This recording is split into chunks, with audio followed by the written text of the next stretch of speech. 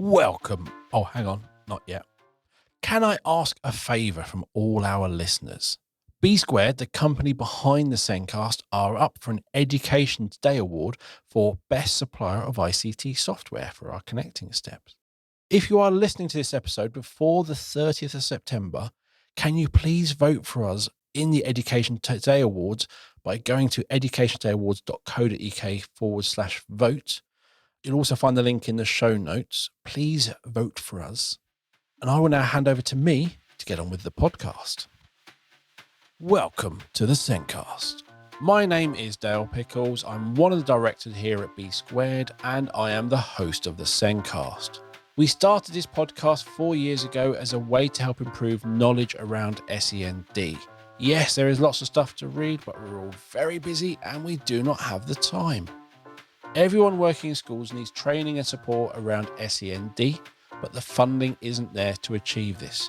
This podcast helps solve that problem, and it is also a great way to get the same consistent message to schools, parents, and other professionals. This week, my guest is Dr. Rob Long. Rob is an independent chartered psychologist who provides independent training to teachers and other professionals concerned with children and young adults. Rob's main area of interest is supporting children who face social, emotional, and mental health difficulties. And in this episode, we're discussing positive psychology, starting with, what is it? The Zencast is created and produced by us here at B Squared, and I normally mention our assessment software because that's what everyone knows us for. But this time, let's talk about EverSense, our evidence and parental communication system. EverSense feels like social media, so it's extremely easy to understand and use. It's extremely secure. It's a safe place to share evidence of learning with parents or external professionals, but it's also a great way to capture pupil voice, use it as your homeschool diary or reading diary. Visit the B Squared website to find out more about EverSense, or click on the meeting link in the show notes to book a meeting with me to take you through what EverSense can do for you. Now, let's get on with the podcast.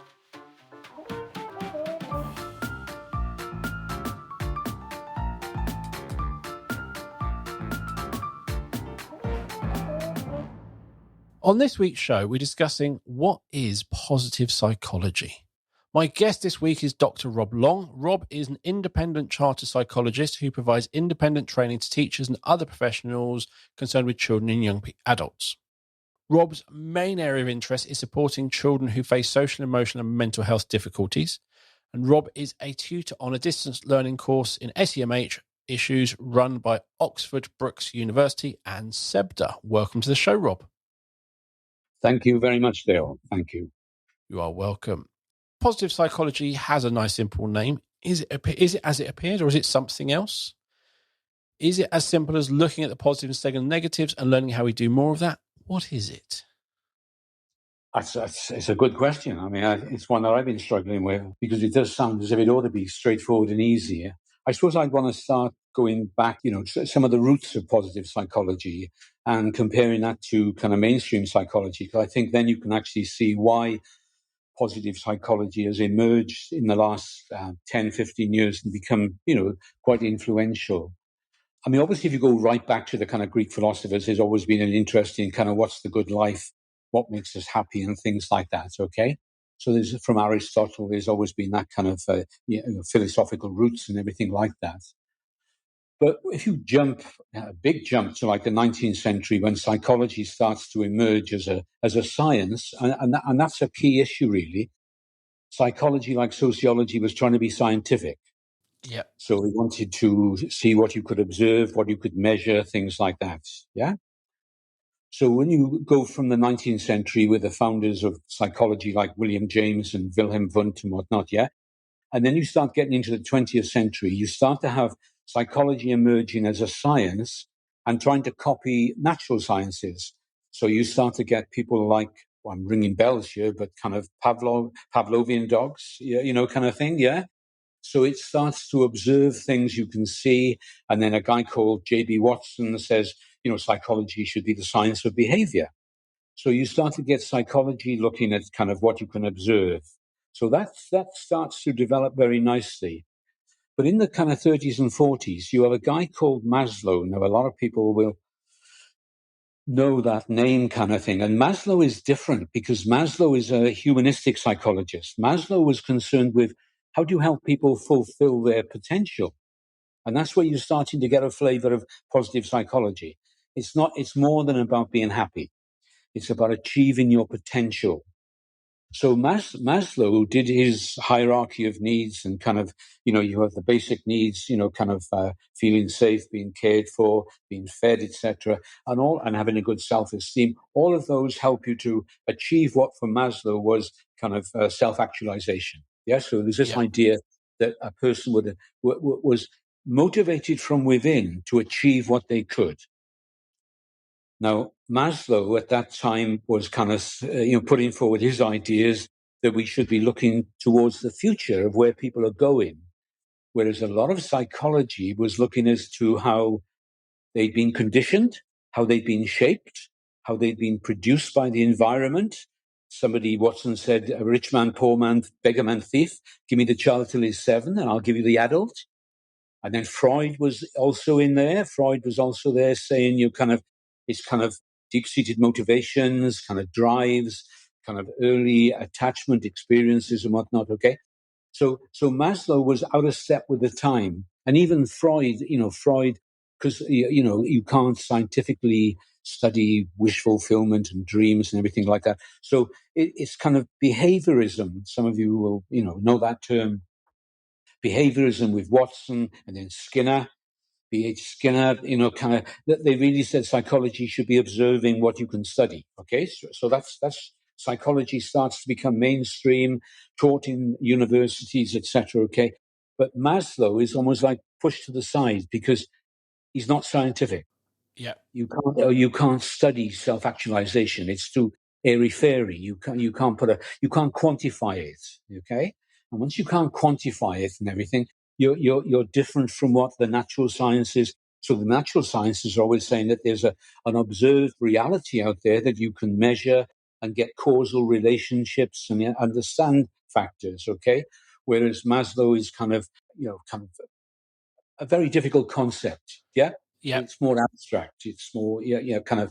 Okay. So psychology starts to take on, remember you got the First and First World Wars going on. So psychology starts to be called a victimology because it starts to look more and more at the kind of where things have gone wrong. People who have from the war developed post-traumatic, what we would call today post-traumatic stress disorders, but neuroses and whatnot. So psychology is trying to fix mental health problems in a scientific way. yeah, So you start to get therapies coming out. I think systematic desensitization for phobias and whatnot. Okay.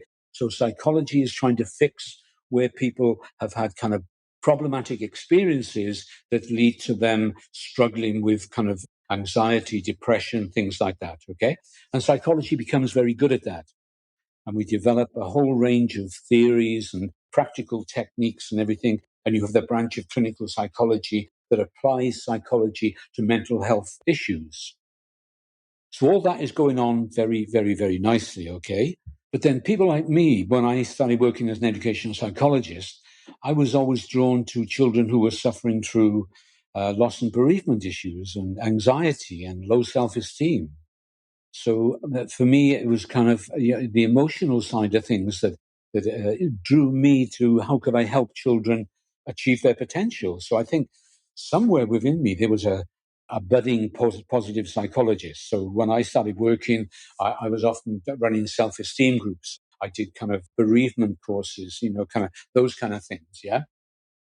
So all that is going along nicely, and I'm developing and writing little booklets on kind of loss and self-esteem, the art of self-esteem. I think one of my famous, not very well known, wasn't turned into a film or anything like that, but it not yet. was not yet, not yet. So I was doing those kind of things and everything, and then unbeknownst to me, there was a guy called Martin Seligman. Now Martin Seligman, his history is very much kind of looking at depression. Learned helplessness was his original kind of big contribution to psychology. So he was very much in that kind of looking at what had gone wrong. Some of his experiments today on animals, we would be very, very ethically, morally questioning them. But anyway, he was in that kind of area. But then he had a bit of a conversion, and he became the president for the American Psychological Association in something like 1998 or something like that, okay? And I think he'd had an experience with his granddaughter. His granddaughter had questioned why he was such a grump. You know, why was he so negative, kind of thing. I think he's written a book, The Hope Circuit. The Hope Circuit. And I think somewhere in there, he talks about his granddaughter actually saying to him, why are you so negative, kind of thing, yeah? So I think that was kind of a bit of a nudge to where he was in his time of life and whatnot. So when he gave this kind of presidential speech to the American Psychological Association, he came up with this kind of model that kind of people with mental health difficulties are at -5. Mainstream psychology tries to fix it and move them from -5 to 0. And Seligman was saying it then thinks, oh, they've cured the phobia, they've cured the anxiety, therefore the person is fixed. And what Seligman was saying, I don't want to throw that out, he said, but I think psychology should be as concerned with taking the person from 0 to +5. So immediately you're back into the realm of Maslow. Yeah. So how do you help this person fulfill their potential? I read, after reading the title, I went onto Wikipedia and I read, and you literally touched on so many names I was reading about in the article, but it was, I didn't understand. Going, oh, these people going, yeah. And it was the year of positive psychology. And I'm going, I still haven't got it. But that is going from -5 to 0 and then going up to +5. That makes a lot of sense. And also what's interesting is as you're talking, the kind of that typical psychology is kind of looking at the almost like the person as the sum of their parts and things like that. And it's all looking back to where they were, to where they got to here. So they're here because of this, which happened in the past. And it's all backwards looking because we can. Yes. But how do you, and that's the whole thing of it's looking forward is too airy-fairy. It's unknown, it's guessing, it's unprovable. Right. And that's where Seligman came in. I mean, you're so right there, because he was then, you know, he came in and said, you can make studying people's potential scientific. And once he started saying, you know, you can measure their well-being, you can measure their potential, you can, I mean, like you've summed up there, that, you know, psychology was tracing people backwards in their lives, whereas most people are living their lives into the future. Yes. Okay. So Seligman made the big thing that he said, you can turn it into a scientific enterprise. You can find out what helps people become happy. You can find out what are the good things for well-being and mental health. Yeah. Yeah. And obviously well-being today is talked about everywhere, but yeah. I mean, kind of, it's almost, you know, so well-being, and we can touch on this, you know, how does well-being and mental health link to each other? I mean, they've got a bi-directional relationship. Yes. Yeah, a bi-direct. I like saying that. You see, you see the Welsh there. Look, you. So bi-directional means that if you've got a low low well-being, you're more at risk of mental health problems. Yes. It doesn't necessarily mean you will, but you put yourself more at risk. You can have good well-being and still have a mental health problem. Okay. But if you've got low well-being, you're more at risk. Okay. If you've got a mental health problem, you're more at risk of having low well-being, but Yep. it doesn't necessarily follow. Okay. So that they influence each other, but it's not a simple cause and effect relationship. Okay. And I suppose when you talk about having low self-esteem, well, but is you're talking almost like I'm going to say the word natural in air quotes. It's like you're naturally, almost like you're naturally in the low self-esteem, but actually there are things you can do which you might have to work at to build that. Yes. Yeah, definitely. Definitely. And that's where positive psychology comes in, because it's trying to say the ideas that I'm putting forward have been empirically tested. Yep. Right. These are, so from Seligman, he's saying that kind of, I've investigated this with colleagues and we've come up with kind of the answers to what scientifically will help you have good well-being and improve your resilience. That's another word we need to slip in there. Yep. Okay? Resilience, it enables you to bounce back, tackle problems and whatnot. Okay, so all of these things link in together, but it's a psychology that is looking to helping people go forward. Okay, so we've got to make sure that while you get different waves of positive psychology. The first wave was almost like saying, how do we help people to be happy, to fulfill themselves and everything like that. The second wave was more informed and perhaps more critical, because it almost like tried to say that negative emotions serve a function. Yes. We don't have negative emotions just for the fun of it. I mean, that sounds contradictory, doesn't it? I'm having a negative emotion because I enjoy it. No, negative emotions, what's the little cliche? Positive emotions help you to thrive. Negative emotions help you to survive. So there's a function to negative, yeah? And even understanding negative emotions is more complex and whatnot. So in the kind of later work in positive psychology, there's a story that I think that kind of I read in one of the books, which I could give reference to if I was pushed. Okay, but the farmer wakes up in the morning and two of his horses have broken out and run away, and the neighbor comes by and says, "Well, that's bad news for you." And the old farmer says, "Maybe."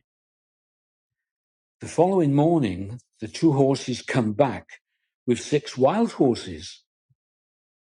And the neighbor goes by and says, well, that's good news. And the farmer says, well, maybe. The following day, his son tries to break in one of the wild horses, falls off and breaks his legs. The neighbor comes by, same neighbor, comes by and says, well, that's bad news. And the old farmer says, well, maybe. And the following day, the army recruitment officer comes by looking for young men to join the war.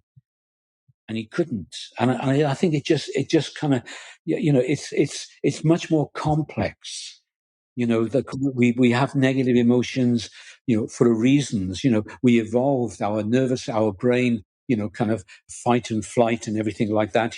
Anger, anxiety, and whatnot. They serve a survival function. But the trouble is, they were designed for the wild when we were more primitive. Because we now live in a more complex society, and you can make yourself anxious just by thinking about. What might. Well, a lot of us do. We worry about things that never happen. Yeah. And I think with that story, it is really showing that someone just walks along straight to judgment, straight to judging someone else's experiences based on their own knowledge, which is generally quite limited on that situation. Blah, blah, blah, that's bad. And then you're also going, well, maybe, but it could be. And that's the sort of thing. We're very judgmental. We're very quick to judge on very limited information. And we love doing it. It's quick, it's simple, judged, let's move on, let's do this. And it's like, well, we don't know. What's the reason? And you get those stupid Facebook memes, and I've seen this one on like a drinks mat or on a postcard, but it's like, you can't have a rainbow without a little bit of rain.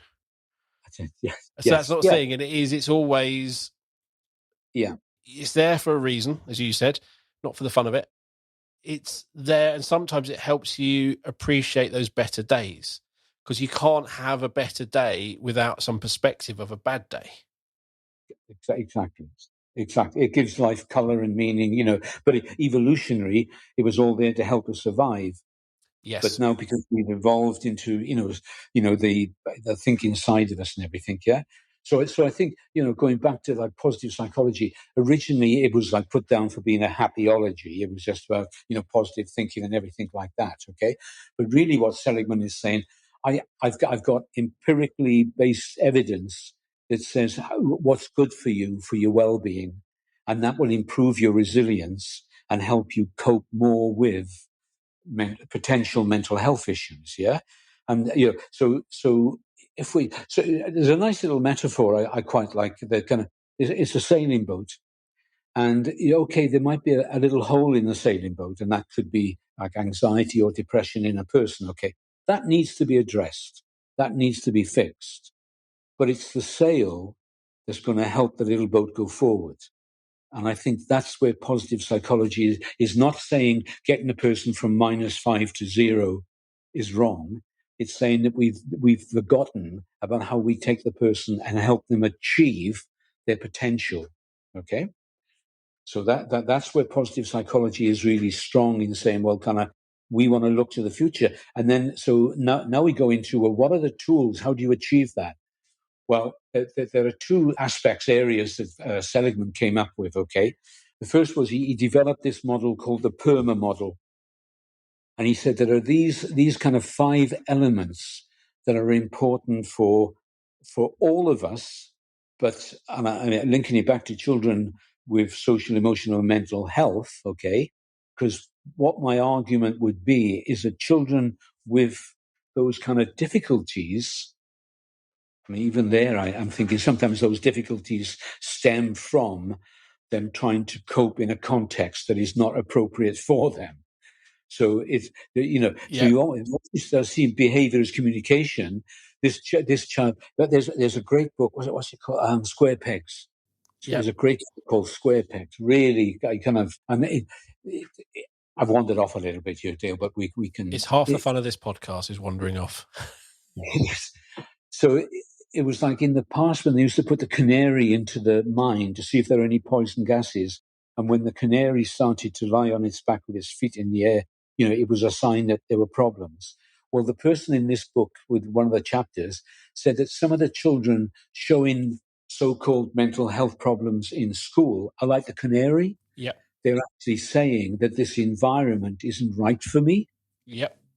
And what the danger then is that we rush off to fix the child. Yep. When in actual fact, it might be that it's not the child that needs fixing, it's the context. It's interesting you're saying that in a year where we've got record numbers of exclusions and things like that. And exactly. you've got, in groups, you've got teachers blaming the children, blaming the parents blaming the teachers. And it's like, it's none of them. It's the system. It's the education system and the priorities and the focus and the pressures that are put on all of those people are causing this to happen. It's not the teachers versus the children or versus the parents. And you're all kind of feeling this very negative pressure from the system and you're all reacting in this way. Yeah. I mean, excellent. Okay, excellent. You've gone to the top of my class, all right? Hey! Because it's the system and people are trying to cope within that system. So if you think of that system, what are you like on the normal distribution curve? Me personally? Yes. In terms of my grades? The normal distribution curve where most of us, like, height, intelligence and whatnot, we all fall pretty near the center, okay? So if you think of the education system is designed to meet the majority of children's needs. Yes. But if you are a child and you fall out towards you're too bright or you're too this or you're neurodiversity. Well, this is the thing, is you start saying that is I was top of the class with autism and ADHD, but that was only diagnosed a year ago. Right. Okay. So that's somewhere else on the bell curve.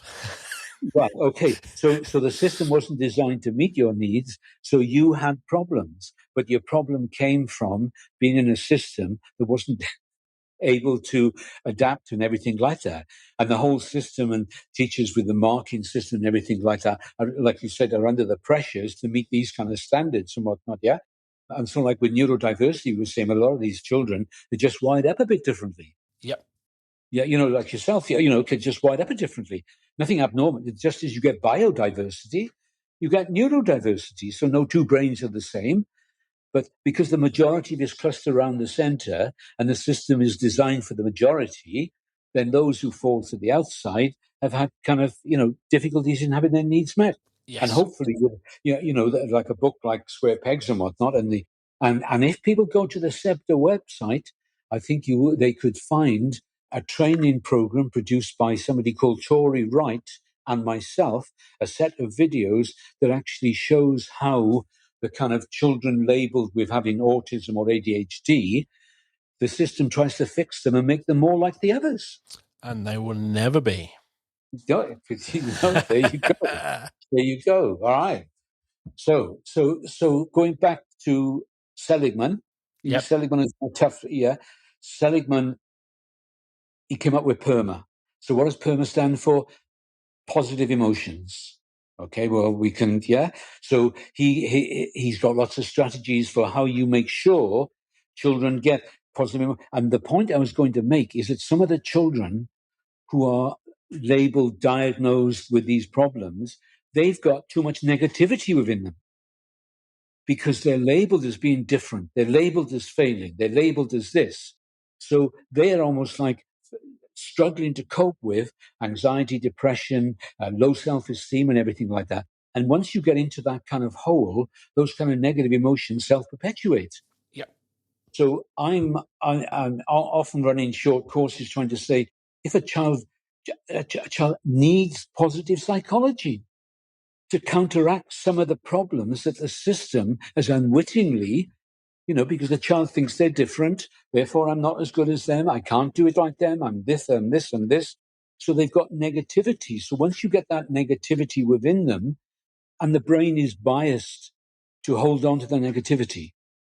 So you remember a grudge, you remember a personal slight, you remember the one bit of feedback. When they used to ask me, do you want to read your feedback? Yeah, you're just going to remember the one that says it was a waste of time being here today. I don't care how many people said it was wonderful. You had that one person that kind of, yeah. Yep. So the brain for survival is always on the lookout for threats and dangers. Okay. So therefore we're biased towards the negative. Yeah. So you need these children, I'm arguing, they need a strong dose of positive psychology to counteract some of that negativity. And Okay?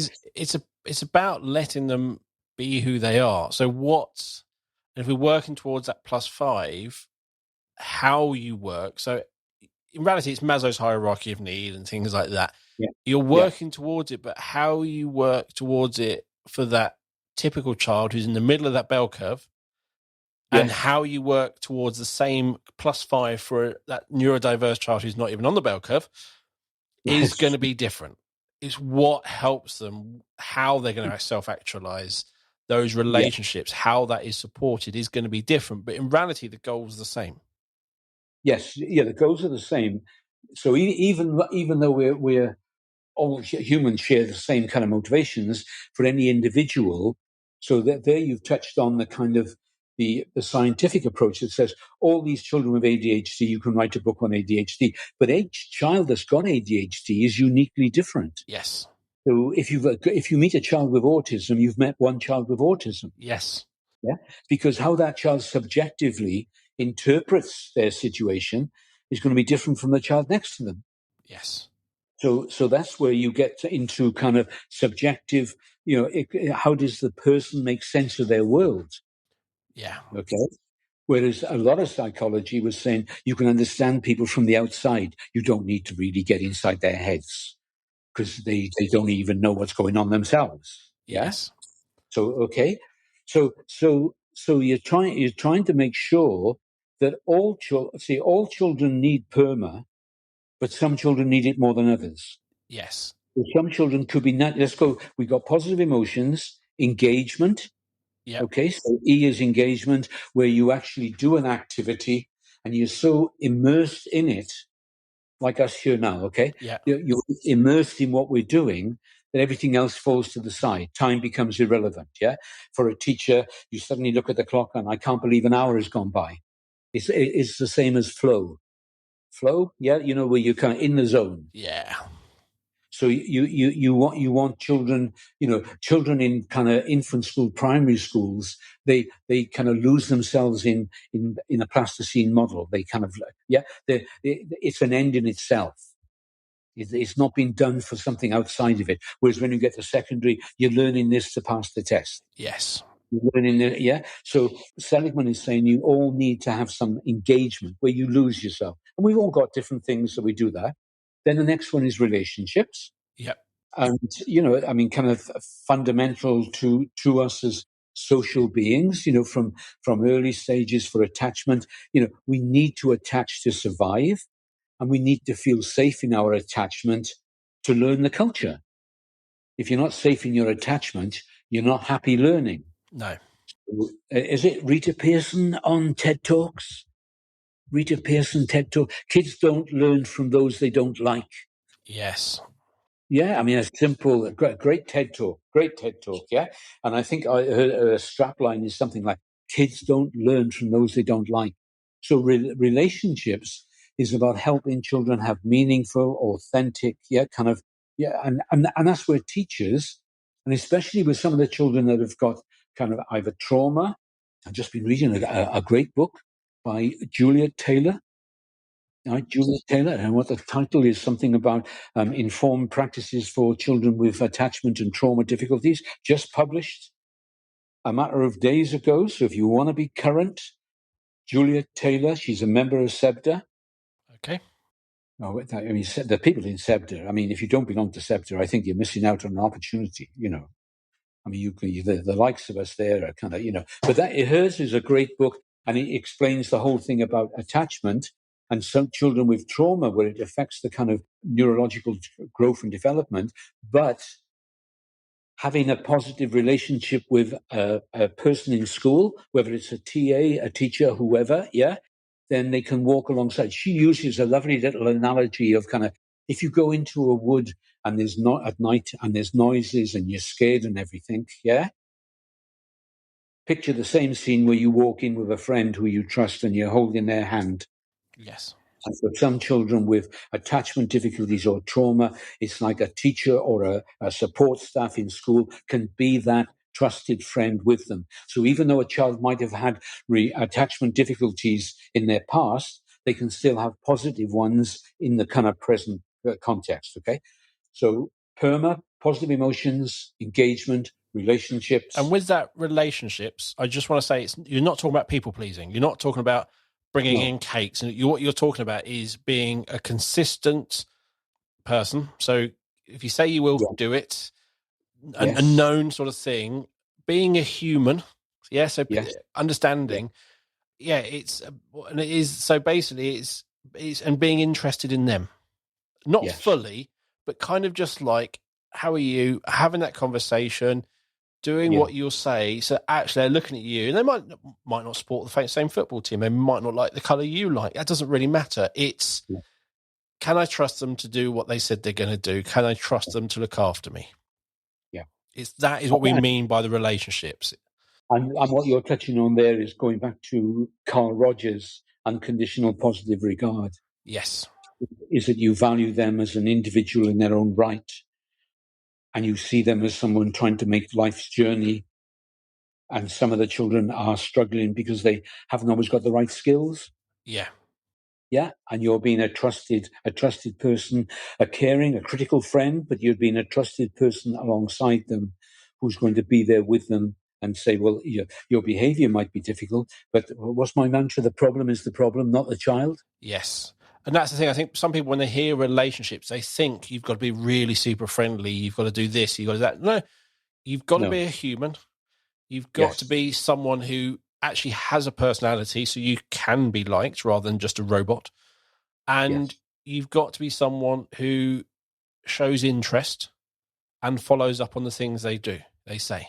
And that's kind of that, building that trust. And you said you're going to be there for me. You're there for me. You said you're going to do that. You've done it.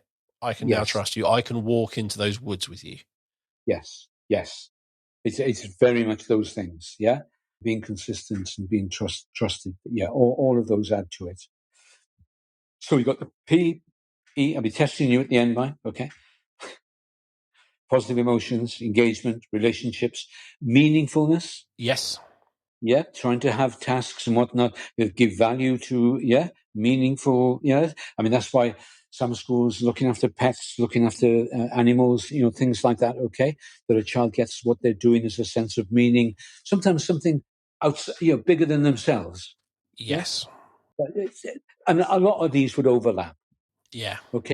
They would overlap. And then the final one is kind of achievements. Yeah.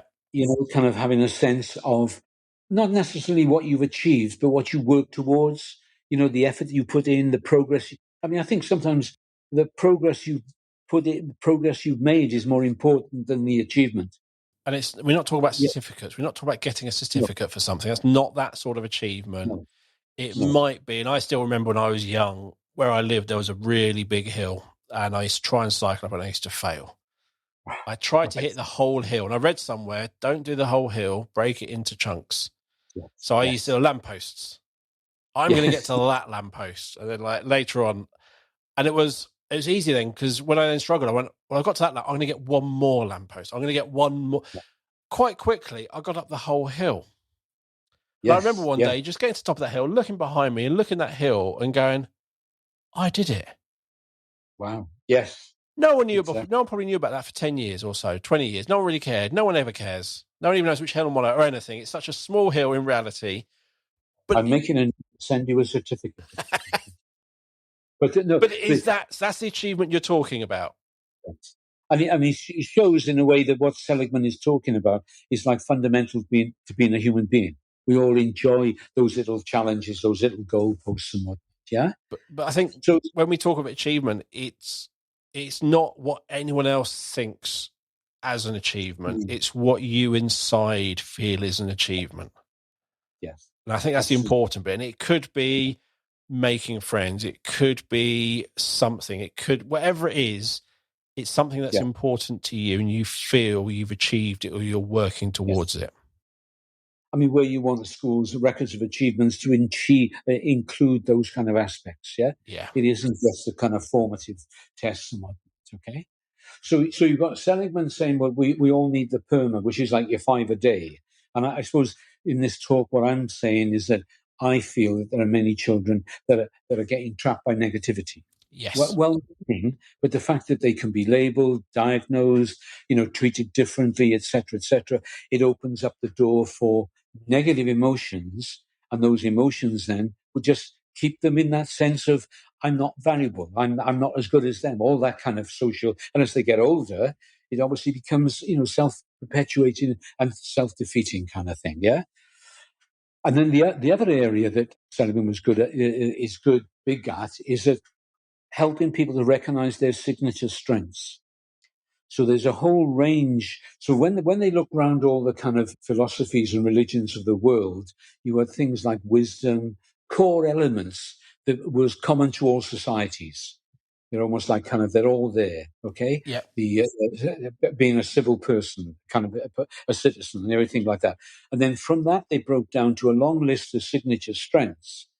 And that these are the signature strengths that sometimes, so with some of the children, they need to improve their resilience or their determination or their kind of sense of self-care or career involvement and whatnot. And so what Seligman has done, and what kind of some of the books that I use when I'm working with young people, is that you can treat something. If a signature strength is that I'm too impulsive and whatnot, you can turn it on its head. You can turn it into a muscle that you need to strengthen. Yes. So you can now practice being determined, persevering. You can break it down like your hill, okay? You can break it down into small steps. So some of these signature strengths that some children might have need and support in. So I'm going to be writing a little booklet called Retracking, okay? And it's trying to use positive psychology to say, perhaps I'm working with a youngster who's been excluded or on the risk of it, okay? And almost like trying to help them. This is what you need to have every day, like a trainer, like being a coach. All right, these are the things like your 5 a day. Food wise, okay. Psychologically, these are good for you. And then what we're going to work on is building some of these signature strengths to enable you to improve your resilience when you're in certain situations that up till now have been problematical. And one of the things, it's one of those quotes I saw recently, and it's really makes sense, is you can only teach resilience from a positive place. Yes. You can't teach someone who's going through a really horrible time, who may be excluded, and you just need to be more resilient. I know. But when you're in that positive zone and you're going, look, we've got to do something you won't like, but you need to get it done. You're like, you know what? I'm feeling quite good now. I've got this positiveness. Yes. I can build. That's when I can build my resilience. Yeah. So sometimes I got a friend, my friend Graham. He said he overheard the head saying to the child, "So you're going to come back into school, okay? You come back into school, and we can trust you, and you're not going to have any of that behaviour like we did before. Are you agreeing to that?" And the boy says, "Yes." And then the head teacher says, "Well, I don't believe you." I think sometimes So like you say, resilience needs to be built on the back of positivity and kind of, yeah. So you're looking at the sail, not the leak. So going back to boats, what boats are you talking, dinghies or the bigger ones? Sailing boat. Sailing dinghy or sailing or like a 30-footer? I was thinking of something 14 foot, something small. Okay, so you're talking like a Mirror 420. Yes. So GP14? GP14, a Bell, yes, I know. Yes, Wayfarer, Wanderer. Well, you're ahead of me on that. Okay, I just. But what I was thinking, I love my analogies, and you're talking about having a hole in the boat. Yes. And there is a thing called, I think it's called a self-bailer. Right. So that is, if you capsize your boat. Boat with you? What's that? That's somebody else in the boat with you. No, it's all automated, and it goes back to your sail thing. So a self-bailer is a hole in the bottom of the boat, which does cover itself up. But if we think of when you capsize, you've got all that water in your boat. That's your negativity. Yeah. And you said, as you said, it's the sail which carries you. Yes. What's great about a self-bailer is it kind of drops down at the front, so it's like a little thing, and there's a hole at the back. And what happens is, as you sail along, as you sail through the water, it pulls the water out of the boat. So as you sail along with that wind filling your sail, it's emptying out the boat all on its own, which to me was like a perfect analogy for that positive psychology. Yes. Fill the sail and it will empty the boat. Yes. No, it's I'm with you there, Dale. I'm with you. I mean, whoever invented that, that's very clever, isn't it? Yeah, it is. And I suppose what we're saying is that kind of some of the positive psychology is like the antidote to the water that's got into the system. Okay, so the negativity, which could serve a function and has got a place, kind of thing, but because it's over dominating, you need some of the positivity from the sails to get the self-bailer. Yeah, but it's people not understanding that sometimes when you get into a hole, kind of, do you want a spade or a rope? Yes. Because sometimes the system will make you dig the hole deeper. Yes. Yeah? And that's what negativity, kind of, and it believes it's self-protecting you. So if you've got a phobia about, snakes or, open spaces, staying away from them solves the problem. So even the mental illness has got a functionality side to it. Yeah. Yeah. So you open the door and you get anxious, you close the door and go back in, your anxiety subsides, you've solved the problem. But at a price. Yes. Yeah. And if we go back to PERMA, I've got my fingers here. Yes. Positive engagement. Positive emotions. Positive emotions. Positive emotions, then engagement, then relationships, then meaningfulness, and then achievement. Yes. Yeah. And in reality, as I said earlier, those 5 things are the same for everyone. Yes. That's not me saying it. Somebody else much more intelligent than me has already said that. But what that achievement looks like, what those relationships look like. And with the relationships, I always say, like, with most children will pick up how to have relationships through osmosis. It's easy. Yes, they just watch and they learn. They go, that's how you do it. For neurodivergent people, it needs to be more explicitly taught. And I'm in groups on social medias, and I'm watching people struggling, and I'm like, how can you pick every ounce of information out of a film, but you don't pick up how to have a relationship? I find it fascinating that. But it is, for them, it takes extra work. They have to learn. It's more explicit. There needs to be more kind of forgiveness from the other person in how to build that, but it's still achievable. Yeah. Yes. And what is a positive relationship and what that positive relationship looks like for them could be very different, because they might not need that much. No. And I think it's that tolerance and being acceptance of others, rather than saying you've got to be like me. You have the right to be the way you are. Yes. It's sitting next to someone in silence, but you're both comfortable rather than both uncomfortable. Yes. No communication in reality is happening, but you're both comfortable and happy. Quite. It's a big that's a good place to be. And that's why I kind of, I've been quite, not pushing, but developing my understanding of positive psychology and trying to get people away from it. It's not just a happyology, it's actually got something worthwhile to contribute. And I just feel that some of the children who, for reasons beyond them, have ended up kind of having excessive negativity, then positive psychology, I would say, I've always said things like every child with a statement or a care plan should also have a self-esteem plan. And I think what I was saying before I knew it, they need to have some positive psychology to address some of the negativity that's almost certainly within their life, their experiences. And I think as soon as you start towards that journey of an IEP or an EHCP, it's full of negativity of what you can't do, being told you can't, being told you're not trying hard enough, being told you're immature, being told you're childish, you're disruptive, you're this. Everything is negative. And you get your plan, still not hugely more positive, because you still can't do all these things, and you're still trying to be that round peg, even though you're a square peg, and you're still trying to fit into that, rather than going, okay, what does it look like? What is it you need? Yeah. What would be great for you? Not what can you cope with as a square peg in a round hole. What actually would be great for you? Let's do that.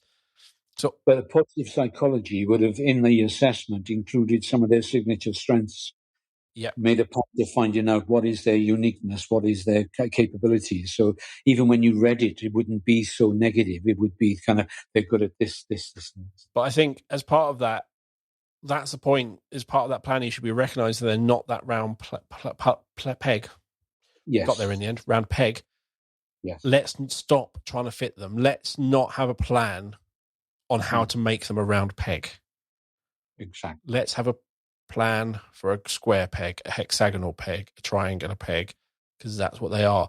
And it's interesting that kind of, I've said this on quite a few podcasts, that kind of, if you're neurodivergent, the 5 years of secondary school are the worst in your life. Yeah. Because you have so little choices, you're trying to be pushed into that round peg. It's hard to get any sense of achievement or meaningfulness, because why am I doing this? I don't want to do this. It's that sort of stuff. They all disappear. But when you kind of get past secondary school and you can choose what you want to do, and you can choose what your education looks like. You might want to work with animals. You might want to do an apprenticeship. You might want to go to college. You might want whatever you want. You have more control, and you're more likely to find people more like you that have the same interests as you. And then you get jobs and you choose the job which fits you. Yeah. But the moment you are choosing what you are doing, and this is the thing, is I'm very much, my mum used to say because I told so, but I felt like the education system was because you have to. Why are we doing this period of history? Because it's because. Yes. Yeah. Why are we studying this part of the world? Do you like it? No, I've never been there. You interested in it? No. Then why are we doing it? Because the government tells us we have to. It's because there's no meaningfulness. There's not, you're doing this because you went on holiday there, you loved it, or you grew up there. There's none of that. There's no meaningfulness in there. But I think once you get into what you want to do and you have more control and more choice, suddenly your learning becomes more meaningful. Yeah. And you want to learn because it's going towards something which makes sense to you. Absolutely. And I think what we're saying is positive psychology is trying, during those perhaps difficult times, more and more people are saying, well, we need to make sure that we're addressing this side of things, the positive side, yeah? Rather than trying to fix the negative. And it's interesting. It's one of these things, again, that someone's introduced me to on the podcast. And I've kind of gone, yeah, I've believed in this for a really long time. I've just not known what it was. Sure, yeah. Almost like, as you said, you stumbled into it. You probably stumbled it much more faster than me. Yeah. But it is that kind of, this is exactly it. This is kind of what I'm seeing a lot of and reading about, is actually, where is the positive in the life? Yeah. For these children who are spending their school days in isolation rooms, constantly being kicked out, where is the positiveness? Yeah, absolutely. And that's what we've been about here. That's it, in a nutshell. So you mentioned SEBDA. Yes. I know what SEBDA is because I've been on the website and I've looked, and I know what SEBD and the A stands for. So I'm extra clever. So SEBD is social and emotional behavioral difficulties association. So the SEBD that came after BESD and after some other acronyms. Yes. But the D is the difficult social emotional behavior difficulties. Yeah. And SEMH is a nicer version, but it's the same thing, isn't it? Yes, yeah.